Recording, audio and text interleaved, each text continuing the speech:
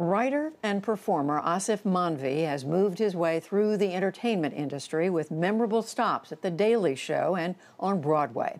In tonight's Brief but Spectacular, he talks about navigating his career while staying true to himself.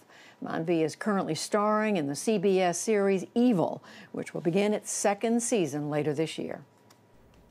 When a casting director or a director or somebody in a movie or a television show asks you as a South Asian actor to talk like this, so like me and my friend Sakina Jaffrey would make fun of that, and we'd call it patanking, which is like, because to the white ear it sounds like patang, patang, patang, patang, patang, right? And that's insulting, and I'm gonna stop doing it. But the point is that we would get asked to do that a lot. You try to find a reason not to patank. Like, you try to be like, well, it says the character grew up in Milwaukee, so I don't know why. And they'd be like, yes, but you know, it's funnier that way. So when I got called to audition for The Daily Show, it was one of those weird days. I started the day off writing a letter to my ex-girlfriend because I found out that she'd gotten engaged, and I was really depressed about it. I got a phone call, and it was my manager saying The Daily Show wants you to audition. First of all, I was having a miserable day. Second of all, I thought The Daily Show was so far beneath me because I was like a trained actor. I'd studied Chekhov and Ibsen and Shakespeare. And so I walk in, and there's Jon Stewart. He's really nice, and he says to me, you know, have you ever performed in front of a live audience? And I just looked at him with this contempt, and I said, dude, I've been on Broadway. And he was like, oh, okay, Mr. Broadway, all right, here we go. So I basically just did an impression of Stephen Colbert. Jon hired me right there in that moment. And then I was on that night on the show.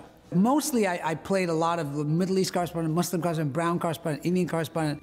Before 9/11, I mean, I was Muslim in the sense that my family was Muslim, and you know, I came from that background, but it was just my religious identity, and most Americans couldn't tell the difference between Muslim and Muslim. After 9/11, then Americans started learning, like, oh, there are these Muslims out there, and they're terrifying people, and they've got to get us. And so then I really realized, like, oh my God, now suddenly I'm associated with this like religion that people have no knowledge or very little knowledge of, and are demonizing. And so I pretended to be Jewish. Having that platform and being able to talk about America from the perspective of a Muslim American was kind of new, because there was so much fear-mongering, as there is today. I'm acting like this is something in the past, when it's actually even more today than it was after 9/11.